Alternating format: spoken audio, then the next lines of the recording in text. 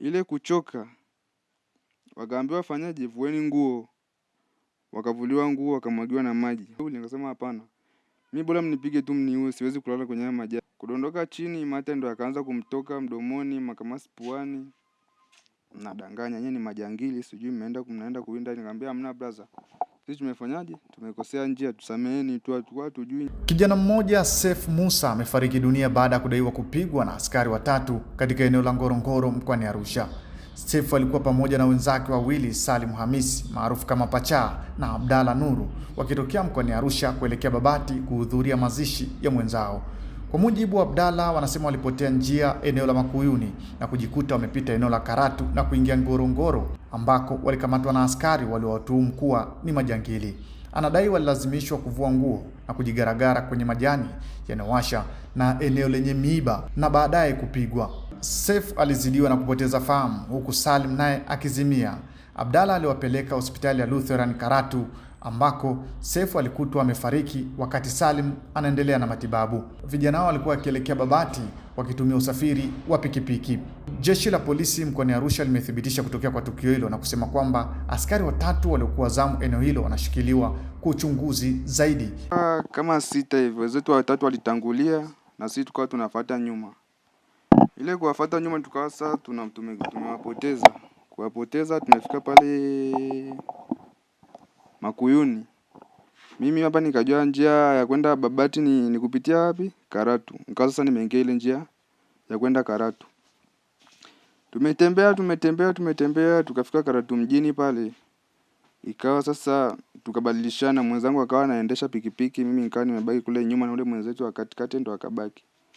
Tukatembea. Tulivyofika hapo karibia sana hilo geti, tukakuta kimlima hivi, tukawa tunapanda. Tulikuwa tunawahi wenzetu. Tulikuwa speed kidogo, tulikuwa tunawahi wenzetu.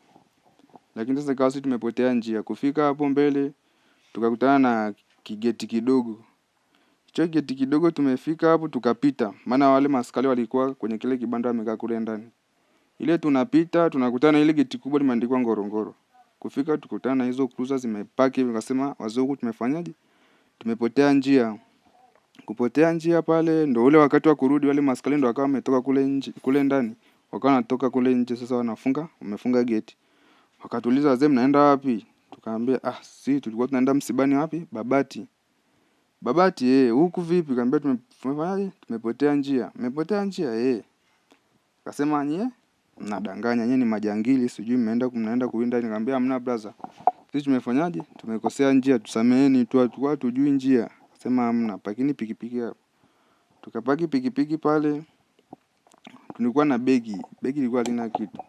Wakatuuliza kwenye begi mbeba nini? Nikamwambia ili begi ndiko kavu tu tumelibeba kwa sababu tukishafika hapa msibani ni tuweke nini? Masweta. Akasema hapana. Wakachukua lile begi wakalikagua, hamna kitu.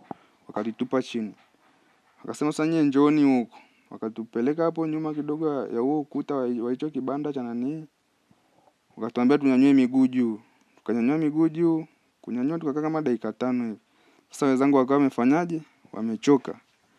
Ile kuchoka, wakaambiwa fanyaje, vueni nguo. Wakavuliwa nguo, wakamwagiwa na maji, wakapelekwa kwenye hao majani. Hao majani aisee yanachoma sana. Wakaenda kulazwa kule, wakagaragazwa kule, garagazwa sana. Mimi nikawa nimefanyaje? Nikachoka.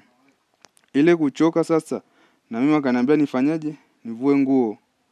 Na mimi nikavua nguo kwenda kwenye majani, nikalala tu bavu kidogo hivi. Aisee upande wote huu umenichoma. Nika sasa mwili unakuwa unauma. Nikamwambia say brother, mimi siwezi kulala kwenye haya majani. Akasema wewe ni mjeuri? Nikasema hapana, mimi bora mnipige tu mniue, siwezi kulala kwenye haya majani. Wakanipiga fimbo pale, piga za mkononi huku, piga na buti. Kaambia mimi siwezi kulala hapo. Wakasa wakaniacha, wakafuata wale wenzangu. Akasema wapigeni ndugu zenu nini? Ndugu zenu simu. Ndio tukawa pale, wale wenzangu kule wanavaa nguo, wakawa wanawapigia hao jamaa. Kuwapigia simu, wakaongea nao, wakasema sisi tutoe faini 118,000. Wale jamaa akaambia sawa. Walivyoambiwa pale sawa, jamaa akasema ngoja basi tuwapigie wakuu wetu. Wale hawajawapigia, ikawa sasa wametulia pale wanatuhoji. Sasa tumekaa sasa, mimi wakaniambia nitoke kule. Kutoka wakaniambia nivae nguo. Kuvaa nguo huyo mmoja wetu sasa ambaye anaitwa Matejo ndo akawa sasa nguvu imemwishia, akadondoka chini. Kudondoka chini mate ndo akaanza kumtoka mdomoni, makamasi puani. Akawa ananiambia, Abdalla, mimi siwezi kupumua. Nikamwambia jamaa wangu kaza ili tufanyaje? Tuondoke. Akasema mimi siwezi kupumua. Nikawa sasa nikafanyaje? Namvua viatu. Wakati huo maskari wanakuwa wanatuangalia tu.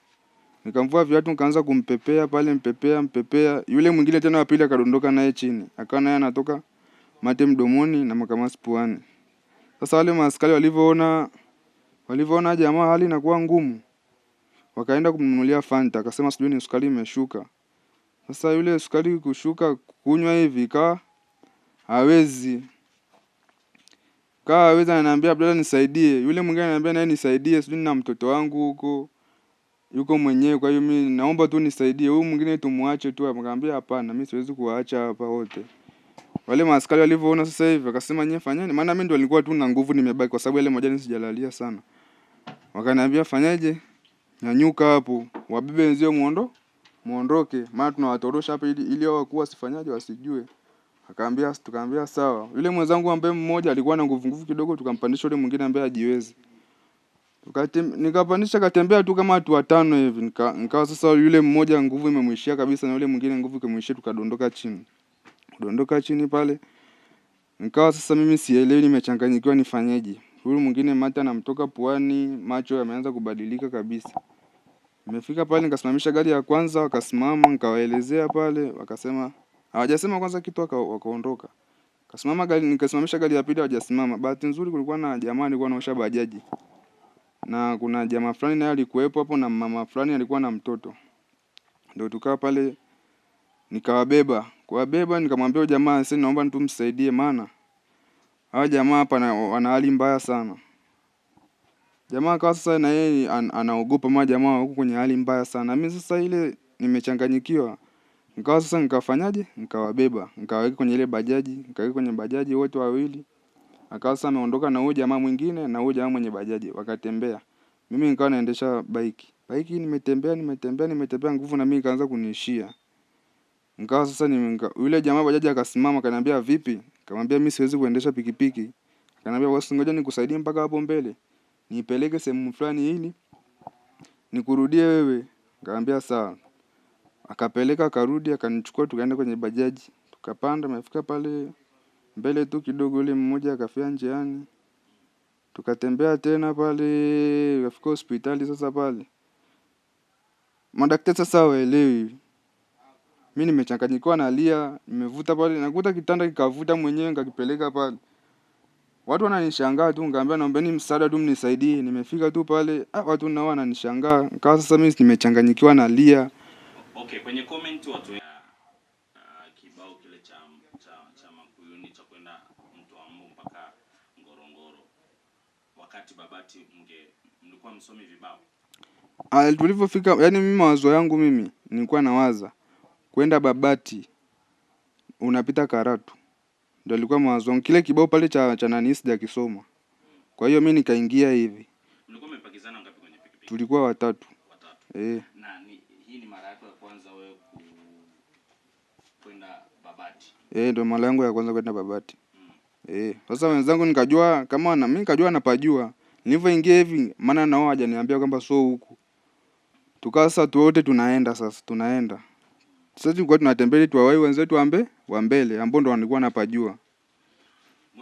Wewe unafanya kazi gani na hao wenzako wanafanya kazi gani? Wote mafundi garage hapo Disemba.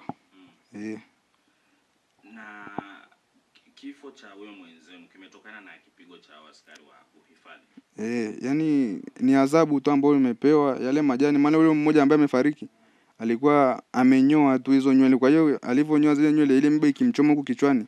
Huo mbe ukichoma brother, mimi umenichoma tu mmoja hapa, unaona huko kote kumevimba huko. Upande huu wote huu umeparalyze, yani hata nguvu unakosa. Kwa hiyo wale jamaa walivyokaa tu dakika 2 hivyo wakawa hawajiweza hata kusimama. Wakawa sasa wamedondoka chini.